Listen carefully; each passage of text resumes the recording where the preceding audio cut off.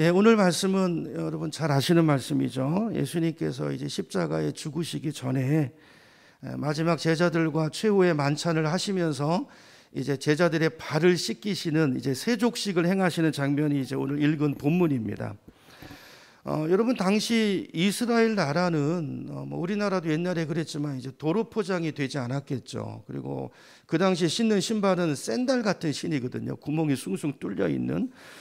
그래서 이제 그런 신발을 신고 이제 하루 종일 밖에 나돌아다니다 보면 발이 온통 이제 흙과 먼지로 더러워지게 됩니다. 그렇죠? 발가락 사이에는 막 때가 그냥 이렇게 땀에 범벅이 돼서 이렇게 찌들어 붙고, 그렇게 이제 집에 들어오게 되면 이제 보통 이제 웬만큼 사는 집에서는요, 이 발 씻을 항아리가 이제 문가에 비치돼 있어요. 그리고 이제 종들이요 하나씩 서서 수건을 들고 서서 기다리고 있다가 이제 손님이 오면 이제 발을 씻어주게 됩니다. 근데 당시 이제 이 발 씻는 일은 이제 종들이 하는 일 중에서도 가장 하층 종들이 하는 이 천한 일이었기 때문에 이제 보통 이제 예를 들면 이스라엘 출신 이스라엘 사람이면서 이제 종이 되어 있는 사람들에게는 이제 이런 일을 못 시키게 돼 있었어요. 그 정도로 이제 이 일은 천한 일이었습니다. 자, 근데 오늘 이제 본문은 이제 예수님 제자들 그룹의 이제 모임인데요, 식사 모임인데, 여러분 제자들 그룹 중에서 뭐 이런 종이 있었겠습니까?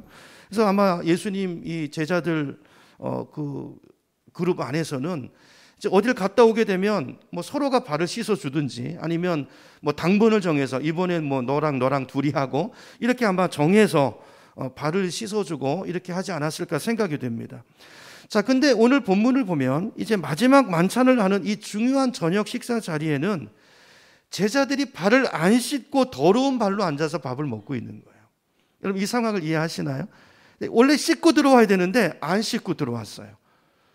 보통 때는 서로 씻어줬는데 이제 그 일을 하지 않았던 것이죠. 자, 우리가 읽은 요한복음에는 나오지 않지만 이제 같은 내용을 기록한 다른 복음서에 보면 누가복음을 한번 보겠습니다. 누가복음 22장에 보면 저녁 먹는 장면이 나오는데 24절에 이렇게 기록하고 있습니다. 제가 읽어보죠. 제자들 가운데서, 이게 만찬 중에 일어난 일이에요. 제자들 가운데서 누구를 가장 큰 사람으로 칠 것이냐는 물음을 놓고 그들 사이에 말다툼이 벌어졌다는 거예요. 여러분 제자들과 마지막 만찬을 하시는 이 날은 요일로 따지면 목요일 저녁입니다. 우리가 살펴본 것처럼 그 전주일 예수님께서는 예루살렘에 입성하실 때 군중들의 열렬한 환호성을 받으면서 들어오셨죠. 기억나시나요? 많은 사람들이 종려나무 가지를 들고 나가가지고 예수님을 막 왕이라고 부르면서 호산나 찬양하면서 예수님을 열렬하게 환영을 했어요. 여러분 제자들이 옆에 서서 그런 모습을 장면을 보았기 때문에 어떤 생각을 했을까요? 이야, 이제는 정말 우리 선생님께서 정말 메시아로서 이스라엘의 왕이 되시려나 보다, 그 일을 이제 시작하시는구나. 자, 이런 기대로 가슴이 확 부풀어 있을 때거든요. 자, 그러면서 그 다음에 드는 질문은 뭐였을까요? 자, 예수님이 왕이 되시면 누가 높은 자리로 갈까? 이 제자들의 생각은 그거였어요. 총리는 누가 맡을 것이며 그 다음에 또 실세 자리에는 누가 가서 앉을 것인가. 자, 다들 나름대로 자기가 높은 자리를 차지해야 된다는 그런 생각들이 있었기 때문에 누가복음을 보면 말다툼이 벌어지고 있는. 그러니까 식사를 하면서도 그런 이제 기싸움이 있는 거예요. 자, 이런 분위기 속에서 여러분 생각해보세요. 아무리 당번이라 할지라도 발 씻는 거는 가장 낮은 종이 하는 일인데 그 일을 하면 내가 너보다 낫다는 것을 자처하는 일이 될 수도 있고, 이렇게 되면 나중에 예수님이 왕이 됐을 때 자리 싸움에서 밀릴 수도 있으니까 그 일을 안 하는 거예요. 서로 눈치 보고 안 하고 차라리 발 안 씻고 그리고 들어가서 지금 만찬을 하는 그런 상황인 것입니다. 내가 지금 스스로 발을 씻어주고 이렇게 약점을 보였다가 나중에 야, 너 같은 건 가서 발이나 씻어라, 이렇게 한직으로 쫓겨나면 어떡하나. 여러분 이게 세상의 모습이지 않습니까? 자, 이런 어떤 그런 생각 때문에, 이런 불안감 때문에 발을 씻어주려고 하는 사람이 아무도 없었던 거예요. 이게 이제 마지막 만찬 식사 자리의 분위기였던 것입니다. 자, 그런 상황 속에서 예수님이 어떻게 하십니까? 갑자기 일어나시더니 바깥에 나가세요. 좀 이따 들어오시는데 대야에다 물을 떠 드시고요, 허리에다가 수건을 동이고 들어오시는 거예요. 그리고 맨 가장자리에 앉은 제자부터 시작해서 발을 씻어주기 시작하십니다. 여러분 생각해 보세요. 이때 분위기가 어땠을까요? 분위기가 어땠을까요? 뭐지? 이게 뭔 시츄에이션이지? 마치 찬물을 끼얹은 것처럼 조용해졌을 거예요. 이게 뭐지? 여러분, 이렇게 해서 여러분, 우리 기독교의 이제 전통 같기도 하죠. 이런 세족식의 유래가 시작이 됐는데요. 자, 그러면 예수님께서 이 일을 왜 이렇게 행하신 걸까요? 왜 이 시점에, 이 자리에서 제자들의 발을 씻으신 이 메시지 의미가 뭘까요? 자, 오늘 그 부분을 좀 살펴보고 은혜 받는 시간이 되기를 원합니다. 자, 오늘 본문에서 발견하게 되는 이제 세족식의 의미는 두 가지인데요. 첫 번째는 이제 2절부터 11절까지의 이제 첫 번째 의미를 설명하고 있고, 두 번째는 이제 그 뒤에 12절부터 17절까지, 요거는 이제 특세 기간에도 우리 베드로전서를 보면서 좀 언급을 했었어요. 자, 첫 번째 의미가 뭘까? 첫 번째 의미는요, 여러분, 우리가 신앙생활하면서 우리는 항상 예수님으로부터 씻음을 받아야 된다는 거예요. 항상 정결함을 유지해야 된다는 것입니다. 이걸 주님께서 행동으로 보여주시는 거예요. 여러분, 오늘 이제 본문을 요한복음 13장을 쭉 읽어보면 이런 교훈이 한눈에 딱 들어오진 않지만 여기저기에 우리가 그렇게 생각할 수밖에 없는 그런 부분들이, 구절들이 여러 군데 나옵니다. 자, 예를 들면 3절 같은 데 가보세요. 3절을 보면 하반절에 요한이 이렇게 기록합니다. 예수님은 이제 자기가 하나님께로부터 오셨다가 하나님께로 돌아가실 것을 어떻게 하시고요? 아시고, 그러니까 이 일은 이제 죽을 때가 된 것을 아시고, 예수님 죽으러 오셨잖아요. 계속 말씀드리지만, 그렇죠? 예수님 십자가에 죽으셔서 그 죽음이 대속의 죽음이잖아요. 저와 여러분의 피를, 죄를 씻으시기 위한 그런 예식인데, 자, 그때가 온 것을 아시고 이 일을 하시는 거라는 말이에요. 그걸 아시고 그걸 염두에 두고 세족식을 행하시라는 이야기인 것입니다. 또 한 가지 이제 보면, 이제 말씀을 보면 예수님께서 이제 발을 쭉 제자들, 가장자리 제자부터 씻어 오시다가 베드로 차례가 됐을 때 베드로가 이런 얘기를 하죠. 주님, 아니 주께서 어떻게 내 발을 씻습니까? 이건 아주 종이 하는 일인데. 자, 그랬을 때 7절에 보니까 예수님께서 이렇게 말씀하세요. 7절 가보세요. 자, 내가 하는 것을 네가 지금은 알지 못하나 이후에는 알리라 그랬어요. 그러니까 이 세족식의 의미, 자, 예수님 발 씻는 것, 이게 어떤 의미인가, 왜 이 일을 하셨는가를 언제요? 지금은 모르고 나중에 알게 될 거라는 거예요. 자, 그러자 베드로가 다시 말씀합니다. 아닙니다. 지금만이 아니라 나중에도 영원히 절대로 내 발 씻을 수 없습니다. 이게 이제 그 당시 통념이고 가치니까 베드로가 그렇게 말하는 거예요. 그렇죠? 그런 일은 없을 겁니다. 어떻게 그런 일이 있습니까? 예수님은 왕이신데. 그 얘기하시는 거예요. 그러니까 8절 가서 예수님 뭐라고 말씀하시면 이렇게 얘기하세요. 내가 너를 씻어주지 않으면 너는 나와 상관이 없다 그러세요. 굉장히 중요한 말씀이죠. 아니 도대체 씻는 것이, 발을 씻는 게 뭐길래 이거를 거부하면 주님과 상관이 없는 자가 된다는 말인가? 자, 여러분 이야기를 듣고 베드로가 깜짝 놀랍니다. 이게 베드로죠. 베드로는 항상 좌충우돌하죠. 그냥 양극단을 치달아요. 항상 보면 절대로 안 됩니다. 그러더니 그러면 네가 나와 상관이 없다. 그러니까 뭐라고 말합니까? 그러면 주님 발뿐이 아니라 손과 머리까지도 다 씻어 주십시오 그래요.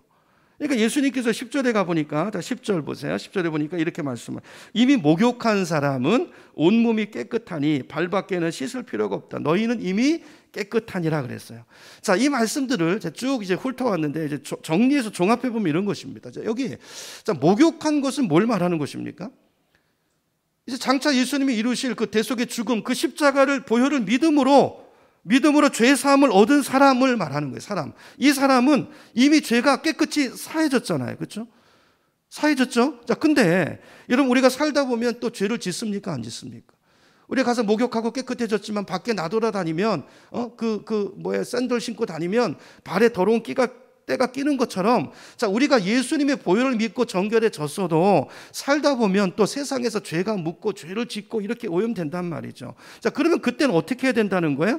외출했다가 들어오면 손발을 씻고 그래야 되는 것처럼 매일매일 회개를 통해서, 이 발 씻음은 회개를 말하는 것입니다. 매일의 회개를 통해서 이 죄를 매일매일 그때그때 즉시 씻어내고 정결한 상태를 유지해야 된다는 거예요. 여러분 이게 우리 영적 생활에 굉장히 중요한 거라는 것입니다. 주님께서 이걸 가르치기 위해서 십자가 대속 사건을 앞두고 시청각 교육으로 전날에 이 세족식을 하신 거라는 거예요. 여러분 이해가 되시나요? 근데 제자들은 이걸 언제 깨달아요? 언제 깨닫습니까? 예수님께서 죽으실 때까지도 못 깨달아요. 왜냐하면 주님이 부활을 그렇게 말씀하셨어도요, 부활을 안 믿어요. 안 믿습니다. 근데 실제로 주님께서 다시 살아나시고 그들에게 보이시고 500명 가운데도 나타나시고, 야, 부활이 진짜구나, 주님이 다시 살아나셨구나. 이런 부활은 뭘 증명하는 사건입니까? 정말 예수 그가 하나님의 아들이라는 걸 증명하는 사건이잖아요.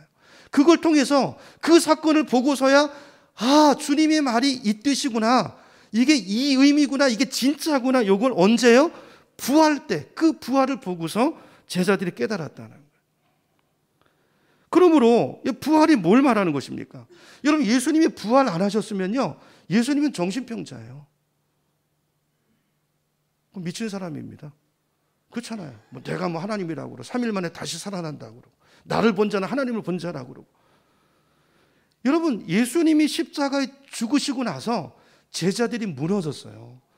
베드로가 3번 부인하면서 저주까지 했는데, 그 저주는 예수님을 저주하는 게 아니고 자기를 저주하는 저주란 말씀을 드렸잖아요. 제가 고린도전서 강해 때. 자기를 저주한 거예요. 내가 이런 인간을 메시아라고 믿고 인생을 걸고 따라다녔으니 나 같은 놈, 이런 저주받아 마땅할 한심한 인간아. 그러면서 3번을 저주한 것입니다. 부인한 것입니다. 나 저런 인간 모른다. 부활 후에 깨닫게 된 것입니다. 그렇구나. 여러분 보세요. 예수님이 죽음으로 끝났으면 그분은 자기 죄로 죽으신 거예요. 다시 살아나신 거는 뭘 말하는 것입니까? 예수님의 죽음은 당신의 죄로 인한 죽음이 아니고 누구를 위한 죽음이에요? 저와 여러분의 대속의 죽음이에요. 그 위에서, 그 보혈로 우리의 죄가 씻어진 것입니다. 이 목욕한 거, 이걸 예수님께서 오늘 이야기하시는 거예요. 그렇죠?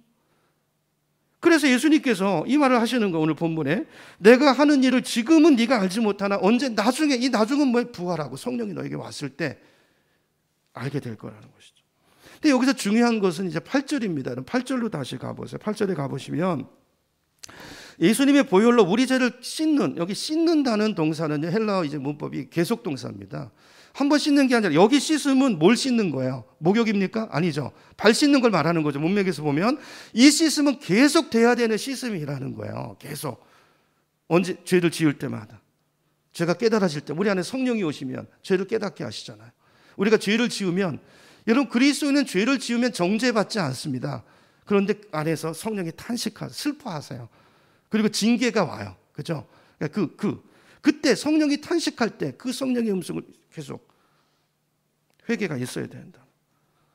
여기서 씻음은 목욕이 아니고 발 씻음, 매일매일의 회개를 이야기하는 것입니다. 여러분, 우리가 예수님을 영접해서 한번 거듭나고 구원받은 이런 거듭남의 역사를 체험한 뒤에는 다시 목욕할 필요가 없어요.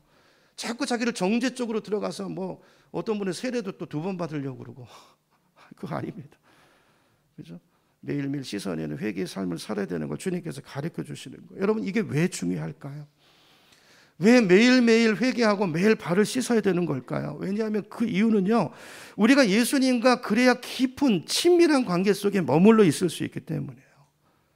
여러분, 예수님을 믿고 나면 우리 삶의 변화가 일어나야 정상입니다. 우리 삶의 초자연적인 역사가 일어나야 정상이에요. 왜요? 우리 안에 누가 오셨어요?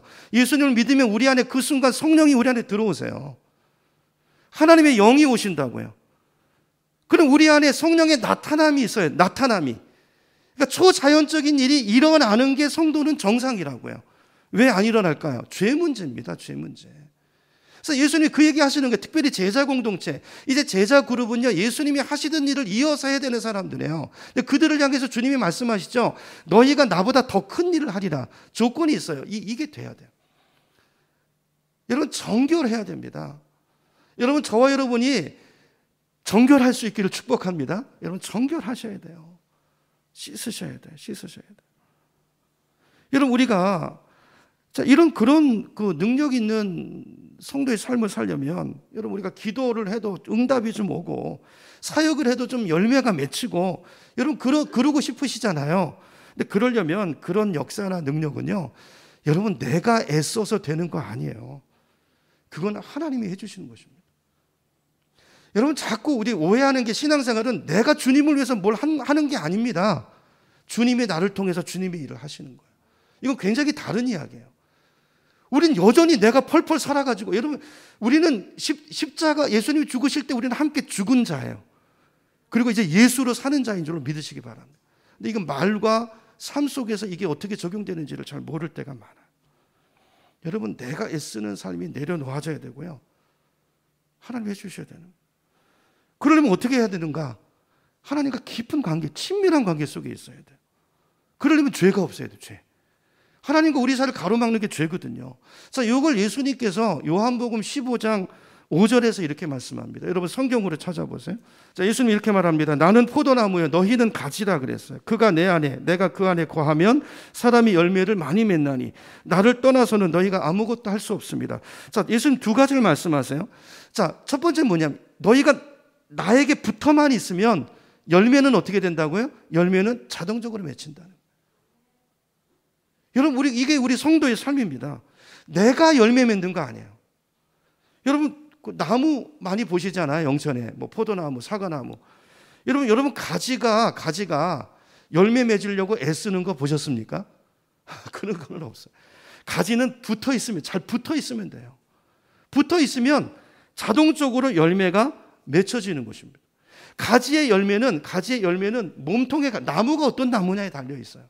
근데 우리는 예수님에게 여러분 예수님은 확실하잖아요. 중요한 것은 우리가 잘 붙어 있느냐의 싸움이에요. 근데 가지가 떨어지면 아무 일도 일어나지 않습니다. 여러분, 뭘 말하는 거예요?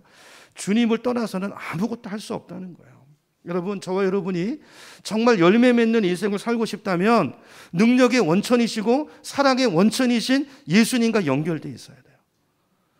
여러분, 모든 능력이 하나님으로부터 우리에게 오는데 그걸 가로막는 것이 죄인 것입니다. 죄. 그 특세 때 그런 말씀 드렸잖아요. 하나님 우리를 부르신 이유는 이 세상에 복의 파이프라인이 되라고 부르신 거라. 그렇죠? 그럼 우리가 정결해야 돼. 깨끗해야 흘러갈 수 있어요. 근데 죄라는 것은 뭡니까? 죄는 언제든지 예수님과 나와의 관계에 쐐기를 박고 관계를 끊어놓는 것이 죄이기 때문에, 그래서 예수님은 발 씻기를 거부하는 베드로에게 그 얘기 하신 거예요.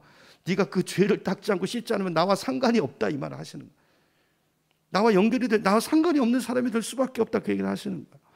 여러분, 그러므로 우리가 새해 정말 우리 삶에 열매가 있고 저와 여러분을 통해서 능력이 나타나는 그런 인생이 되길 원한다면 금년 한 해 가장 신경 써야 되는 것이 뭐라고요? 죄입니다. 죄. 내 속에 습관적인 죄. 저 속에 담아놓고 끊지 않는 그 죄. 그래서 이 죄를 그리스도의 보혈로 씻어내고 예수님과 깊고 친밀한 관계를 유지할 때, 이게 되면요, 열매는 자동으로 따라오는 거예요. 이런 삶을 사시는 우리가 되기를 축원합니다. 여러분, 내 힘으로 한번 뭘 해보자, 새해가 되면 이런 결심하잖아요. 내 힘으로 뭘 해보자. 될까요? 안 됩니다. 그 노력이 아니라 어떻게 하면 주님이 붙어 있을까? 여러분, 이 노력을 하셔야 돼요, 성도는. 그렇죠? 내 힘으로 안 돼요. 왜냐하면 내 안에 그런 능력이 없기 때문에요. 그래서 예수님이 말씀하는 겁니다. 다시 3절로 가봅니다. 15장, 요한복음 15장 3절로 다시 가보세요. 너희는, 예수님 말씀하죠. 내가 일러준 말로 이미 깨끗하여졌으니. 자, 이미 깨끗하게 한 건 누가 하시는 거예요? 내가 하는 겁니까? 하나님이 하시는 겁니까? 주님이 하는 거잖아요. 십자가 위에서 그 보혈로 우리를 씻으셨잖아요. 그럼 이제 우리가 할 일이 남아있어요. 우리가 할 일은 뭡니까? 매일매일 발 씻는 거예요. 그리고 주님 안에 거하는 거예요. 4절입니다. 4절. 내 안에 거하라. 이건 누가 하는 거예요? 우리가 하는 거라고요. 우리가. 여러분, 하나님이 해주셔야 되는 일이 있고 그 복이 나에게 머물고 그 복을 누리기 위해서 내가 반응하고 순응해야 되는 일이 있어요.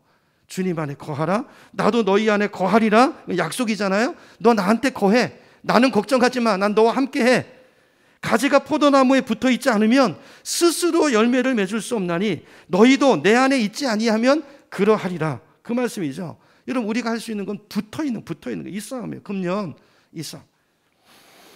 주님과 같이 사는 거. 5절 가보세요. 나는 포도나무에 너희는 가지라. 그가 내 안에, 내가 그 안에. 어떻게 하면요? 거하면 그랬죠. 거한다는 말은 뭐예요? 같이 사는 거예요. 여러분, 신앙생활은 예수님과 함께 사는 것입니다. 같이 사는 거예요. 주님과 같이 살려면 더러우면 안 돼요. 그분은 더러운 거 못 보세요. 주님과 나 사이를 가로막는 모든 죄를 하루하루 고백하고 회개하는 이런 삶을, 여기 이제 발 씻는 거예요. 그렇죠? 금년 한 해 잘 씻으신 우리 되기를 축복합니다. 자, 회개가 중요한데요. 자, 회개에 대해서 한번 짚고 넘어갈게요. 회개가 뭘까요? 제가 전에도 말씀드렸지만 회개와 후회는 다른 것입니다.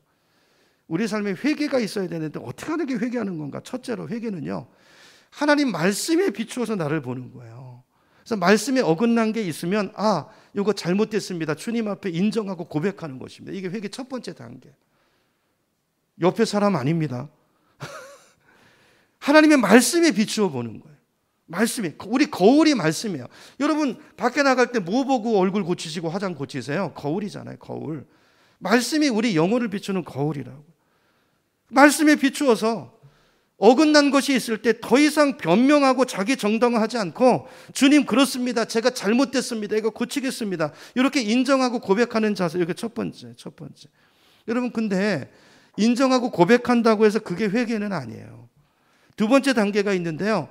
인정하고 고백한 다음에는 예수님께서 나의 죄를 용서해 주셨다는 걸 믿어야 됩니다. 인정하고 자백하고, 자, 성경에 보면 요한일서 1장 9절 보겠습니다. 스크린 보여주세요. 요한일서 1장 9절 제가 읽어볼게요. 우리가 우리 죄를 어떻게 하면? 자백하면 하나님은 신실하시고 의로우신 분이셔서 우리 죄를 어떻게 해요? 용서하시고. 이게 약속이에요. 약속. 오늘 예수님께서 이 발씻음을 이 약속으로 이 약속. 이거 사도 요한이 기록한 거잖아요. 요한일서도요. 모든 불의에서 우리를 깨끗게 해주실 것입니다. 예수님 발 씻어 주시는 것처럼 영적인 발씻음이 우리가 자백할 때 이 발씻음이 일어난다는 거예요. 그렇죠? 자백하고 믿어야 됩니다. 믿어야 됩니다. 그러나 그것으로 또 되는 게 아니라 세 번째는요. 내가 나를 용서하셔야 돼요. 이게 무슨 말일까요? 간혹 보면 그런 분들 많으세요. 자, 자기 죄를 자백하고 하나님 앞에 회개했어요. 근데 그럼 믿어야 되는데, 아니 하나님이 나를 용서하셨고 씻으셨는데 자기가 자기를 안 용서해요. 하나님은 용서하셨는데 자기는 그거를 놓아주질 않아요. 그래서 괴로워하고 자책 가운데 머물러 있는 사람들이 있는데요. 이건 회개한 것이 아닙니다. 하나님이 용서하셨으면 나도 나를 용서해야 돼요. 그렇게 하시기 바랍니다. 마지막 네 번째는요.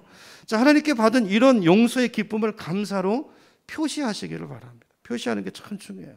여러분 우리가 입으로 자백할 때 그게 내 안에 현실이 될 때가 많아요. 그렇죠? 간증하고 이야기하고 또 하나님 앞에 찬양하고, 그렇죠? 이렇게 감사를 표시하는 거죠. 이렇게 네 단계를 거쳐서 이렇게 회개의 삶을 계속해 나갈 때 우리 영이 깨끗하게 유지되고 하나님과 막힌 것이 없어지게 되고, 그럴 때 성령이 우리 안에서 마음껏 역사하실 수 있고 우리 삶에 열매가 맺히고, 그렇죠? 하나님의 능력이, 초자연적인 일들이 우리 안에 일어난다는 것입니다. 회개입니다. 회개. 저도 지금 금년 우리 교회 기도 제목이 많잖아요. 그러니까 저를 이제 목회자로 세우셨는데 때로 저를 통해서 어떤 일들이 일어나기를 원하시는 부분들도 있을 거 아니에요. 그러면 어떻게 제가 정결해야 되죠. 제가 정결해야 쓰임 받을 수 있잖아요. 저도 이제 금년 지금 연초에 가장 힘쓰는 부분은 회개입니다. 새벽마다 기도할 때 가장 많은 부분이 회개. 여러분도 그렇게 하시면 좋겠어. 회개입니다. 회개. 자, 우리가 회개의 삶을 살면 일단은요, 내 속이 편해집니다. 그죠? 왜냐하면 하나님과 막힌 게 없으니까 너무너무 마음이 편해요. 그리고 마음의 두려움도 없어지고요. 여러분 하루하루 정리하면서 저 일기를 적으시는 것도 좋고요. 하루 내가 어떻게 살아왔나 돌아보시면서 정리하고 회개하고 이렇게 깨끗이 씻고 또 새날을 맞이하고, 그렇죠? 이렇게 살 때 우리의 삶이 새날이 자유의 삶이 되고 능력의 삶을 걸어갈 수 있다는 걸 믿으시고 이걸 실천하는 우리가 되기를 주의 이름으로 축원합니다. 이게 첫 번째고요. 자, 두 번째 교훈은요. 사실 이게 더 중요하고 주된 교훈일 수 있는데요. 자, 이건 뭐 예수님께서 설명을 잘 하셔서 그냥 보시면 이해가 됩니다. 우리 특세 때도 얘기했으니까 길게 얘기하지 않고 14절로 가보겠습니다. 14절 가보면 예수님이 이렇게 말씀하세요. 내가 주와 또는 선생이 되어 너희 발을 씻었으니 너희도 서로 발을 씻어주는 것이 옳다. 그러면서 15절에 내가 너희에게 행한 것 같이 너희도 어떻게 하려고요? 행하게 하려고 본을 보였다. 그래서 이게 두 번째 의미인데요. 이제 그 당시 이제 상황으로 볼 때 베드로도 그래서 그런 거잖아요. 절대 그런 일을 주님, 어떻게 주님이 내 발을 씻습니까? 이건 그 당시 혁명적인 일이에요. 여러분 패킹 오더라는 말 아시나요? 그 영어로 패킹 오더라는 말이 있는데 이게 어디서 나온 말이냐면 닭장에 이제 여러 마리 한 10마리 닭이 있다 그러면 닭들도요, 서열이 있어요, 서열이. 주인이 모이를 주면 아무나 가서 막 먹는 것 같은데 그게 아니고 서열대로 먹습니다. 잘 보세요. 그래서 예를 들어서 닭 한 10마리 정도를 닭장 속에 모아놓으면 어떤 일이 벌어지냐면요, 자기들끼리 투닥투닥 쪼고 싸우면서 서열을 딱 정한다는 거예요. 넘버 1 닭부터 넘버 10 닭까지 딱 정해진다는 거예요. 그러니까 1번이 제일 센 놈이죠. 2번, 3번, 10번까지 딱 정해져 있어요. 그래서 모이가 딱 오면 누가 먼저 가요? 1번이 가요. 가는데 어디 2번, 어디 5번 이런 애가 와서 먹으면 그럼 반 죽습니다. 닭에 쪼아놓. 그러니까 1번만 그런 게 아니라 2번도 못 보는 거죠. 2번은 1번을 이제 먹길 기다리고 있는데, 아니 저기 어디 한참 밑에 5번이 와가지고 그러고 있으면 가가지고 막 혼을 내준다는 거예요. 이걸 이제 패킹 오더라고 얘기하는데요. 근데 이게 이제 닭들 사이에 그 사회에만 있는 게 아니라 여러분 인간 사회도 똑같습니다. 잘 보면 똑같아요.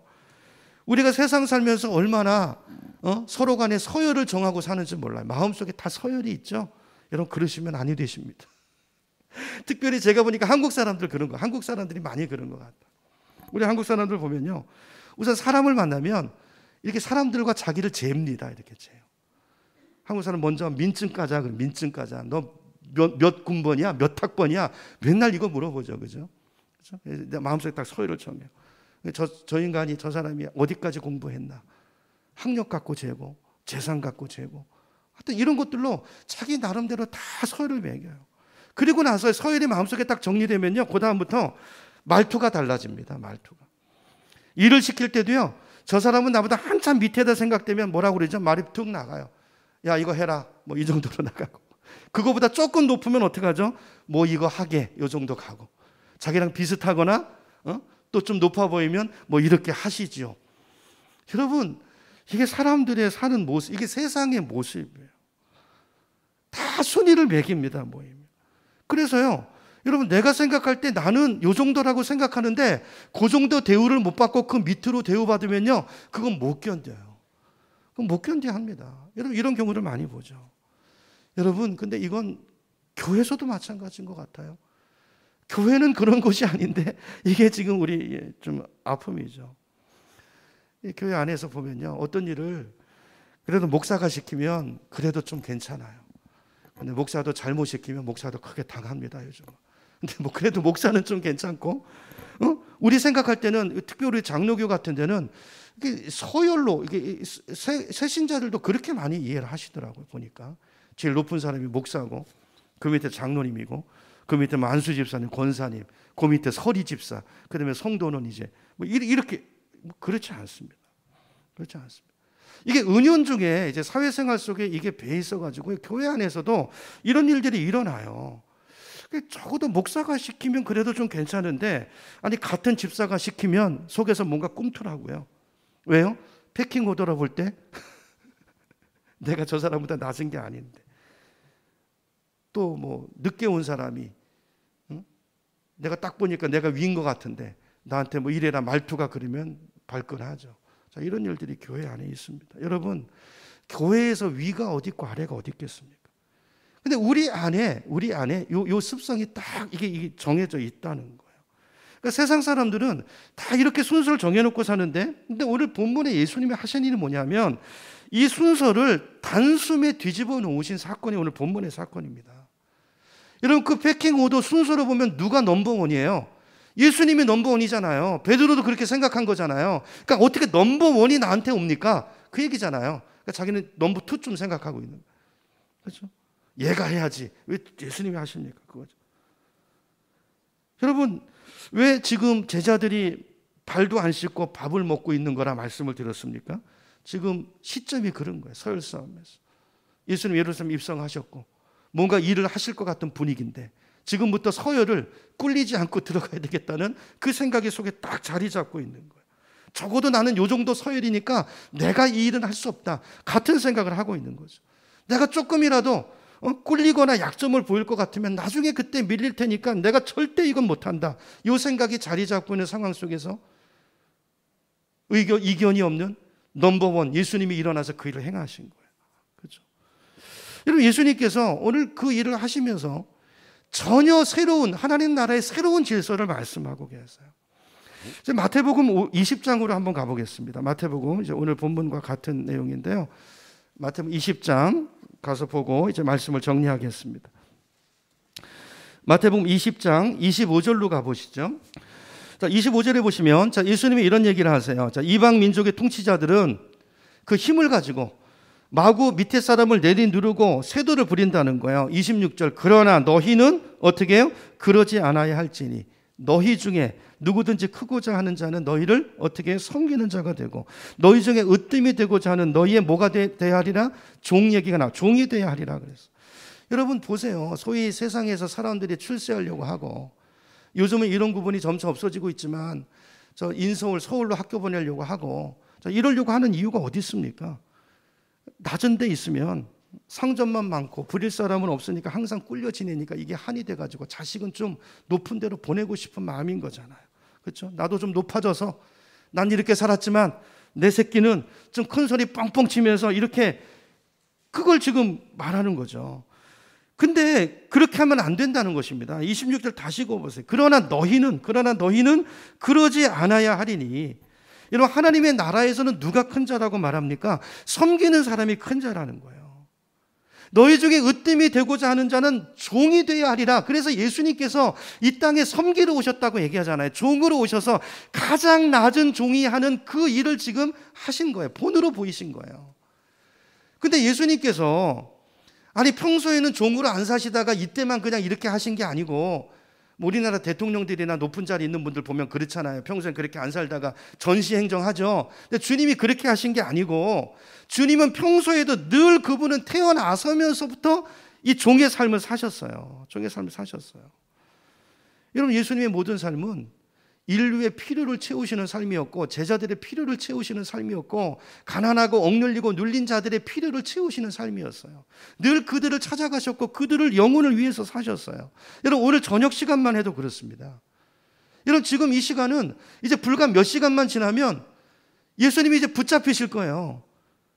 십자가에 못 박히실 순간을 몇 시간 앞두고 그것도 누구의 배신으로요? 3년 동안 섬겼던 오늘 본문에 보세요. 13장 1절 보니까 끝까지 사랑하시는데 그 끝까지 사랑한 사람 중에 누가 있어요? 자기를 팔 가룟 유다가 2절에 나오잖아요. 가룟 유다 얘기가 나오고 자기를 3번이나 저주까지 하면서 부인하는 베드로 그들을 끝까지 섬기시는 예수님을 이야기하고 있어요. 여러분 주님은 그걸 다 알고 계셨습니다. 이제 곧 유다가 자기를 배신할 거고 베드로는 자기를 부인할 거고 여러분 저 같으면 그걸 미리 알았으면 신경질이 나가지고요. 그 밥자리에서 그 밥이 넘어가겠어요? 이 발 씻을 마음이 이게 생겨나겠습니까? 근데 예수님은 13장 1절에 보니까 자기 사람들을 사랑하시되 끝까지 사랑하시니라 그래요. 여러분 이게 예수님의 사랑이고 예수님의 섬김의 삶이었어요. 이것뿐 아니라 여러분 요한복음을 계속 읽어보면요 주님께서는 죽음을 앞두시고도 당신이 당할 고통보다는 제자들 걱정이었어요. 너희를 걱정하지 마라, 염려하지 마라. 내가 가면 내가 성령으로 보내주실 것이고 내가 가는 것이 너에게 유익이다. 위로하시고 축복하시고 그들을 섬기시는 끝까지 죽을 때까지 이게 예수님의 모습이었다고요. 주님의 인생을 보면 주님은 태어나면서부터 돌아가실 때까지 당신의 이익은 전혀 추구하지 않고 제자들과 영혼들을 위해서 사신 분이에요. 그렇기 때문에 예수님은 종 중에서도 종이셨던 것입니다. 이때만 그러신 게 아니라 평소에도 종의 삶을 사시다가 마지막 저녁 만찬에서도 그런 삶을 눈으로 확인할 수 있도록 각인 찍어주시고 마지막 교육으로 너희가 이렇게 살아야 한다 친히 본을 보여주신 사건이라는 거예요. 여러분 예수님께서 이렇게 철저하게 종이 되셨기 때문에 이걸 보여주는 말씀이 빌립보서잖아요. 여러분 죄송해요. 아까 마지막이라고 그랬는데 한 번 더 빌립보서로 가보겠습니다. 빌립보서 이게 제가 갑자기 또 생각이 나서 한 번 더 가보겠습니다. 에베소서 다음에 빌립보서 위에 신약성경 제 성경으로 320쪽쯤에 있습니다. 빌립보서 2장 9절로 한번 가보겠습니다. 2장 9절인데요. 제가 읽어볼게요.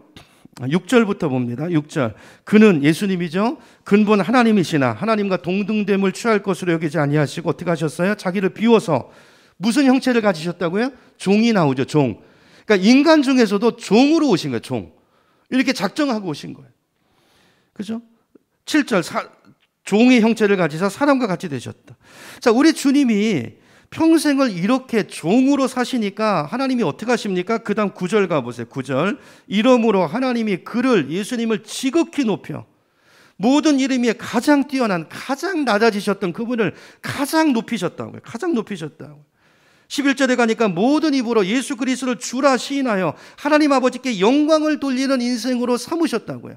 교회 모퉁이 돌로 삼으셨다고. 여러분, 예수님께서 온 하늘과 땅의 모든 권세를 받으신 것은 예수님께서 가장 낮아지셔서 가장 종의 자리에 가셔서 섬기는 삶을 사셨기 때문이라고 성경은 우리에게 증언하고 있는 것입니다. 여러분, 그러면서 너희는 세상 사람 같지 않고 이렇게 살라고 우리에게 당부하시는 거예요. 여러분, 우리가 성숙한 성도가 된다는 것은 이제는 나의 삶의 관심이 내 필요가 아니라 어떻게 하면 저 이웃의 필요를 채워주는가로 관심이 옮겨가는 거예요. 이게 성숙하는 것인 줄로 믿습니다. 여러분, 우리 직분이 신앙의 연륜이 더해갈수록 우리가 관심이 이렇게 가야 돼요. 그렇죠? 그러니까 세상의 가치로 본다면 우리 교회에서 이게 정말 하나님의 교회라면 교회에서 가장 높은 자리에 누가 가야 됩니까? 새 가족이 가는 거예요. 맞죠? 가장 낮은 종의 자리에는 누가 서 있는 것입니까? 목회자가 서 있어야 되는 거예요. 그래야 그게 제대로 된 교회인 거예요. 교회인 거예요. 여러분, 목사는 여러분 에베소서에 보면 교회가 목사를 위해서 있는 게 아니라 교회를 위해서 목사가 있는 거예요. 여러분, 베드로를 부르시면서 그 교만했던 그 실수 많은 베드로를 마지막에 부르시면서 예수님께서 베드로에게 우리 특세 때 봤잖아요. 세 가지 사명 중에 마지막 사명 뭐였습니까? 내 양을 치라. 목양의 사명을 맡기잖아요. 예수님 그 관점을 가지고 베드로 전서를 기록한 것입니다. 여러분, 그러므로 직분자들은, 특별히 목회자는 높아지면 안 되고 점점 낮아져야 됩니다. 이걸 우리가 꼭 기억하셔야 돼요. 그러니까 잘 섬기는 사람이 성숙한 사람이면 그 사람이 교회 안에 리더의 자리로 올라가야 돼요. 그게 하나님의 나라예요. 여러분, 여러분 이렇게 신앙생활 할 수 있기를 축원합니다. 여러분, 이왕 신앙생활 하는 거 여러분 하나님 앞에 가서 칭찬 듣는 종이 되기를 축복합니다. 마지막 결산의 때가 옵니다. 1달란트, 2달란트, 5달란트 맡긴 자들에게 주님께서 양식을 때를 따라 나눠줄 자가 누군지 오셔서 결산하신다고 말씀했는데, 여러분, 때를 따라 나눠주는 게 뭐예요? 섬김이죠. 섬김입니다. 여러분, 저와 여러분의 삶의 목표가 남의 발을 씻는 그런 성도가 되기를 축복합니다. 아내의, 남편의, 자녀의, 부모의 발을 씻는다는 것은요, 여러분, 이 발을 씻는다는 건 가장 천한 종이 하는 일이라고 그랬잖아요. 여러분, 종의 역할이 뭐냐면, 종은 다른 사람의 주인의 필요를 채워주기 위해서 있는 거잖아요. 다른 사람의 필요를 채워주기. 낮아지면 낮아질수록 내 필요를 채워주는 사람은 점점 적어지고 내가 섬겨야 될 사람이 점점 많아지는 거예요. 맨 밑에 예수님이 계신 거예요. 그 모퉁이 돌에 교회가 서 있는 거예요. 점점 직분이 올라가고 내가 권사가 되고 집사가 되고 장로가 된다는 것은 점점 나를 섬겨줄 사람이 많아지는 게 아니라 그런 사람이 없어지고 내가 섬겨야 될 사람이 많아지는 거예요. 거꾸로 되면 안 됩니다. 그렇죠? 그렇게 가야 되는 거예요. 그들의 평안이 나의 편안보다 중요해져야 되고 저들의 유익이 나의 유익보다 중요해져야 되고, 그래서 목회자는 때로 자신의 자녀보다 교회 이 아이들의 자녀의 삶이 더 중요해져야 되고, 이래야 그 일을 감당할 수 있는 거예요. 그런 아픔과 선택 앞에 서는 것입니다.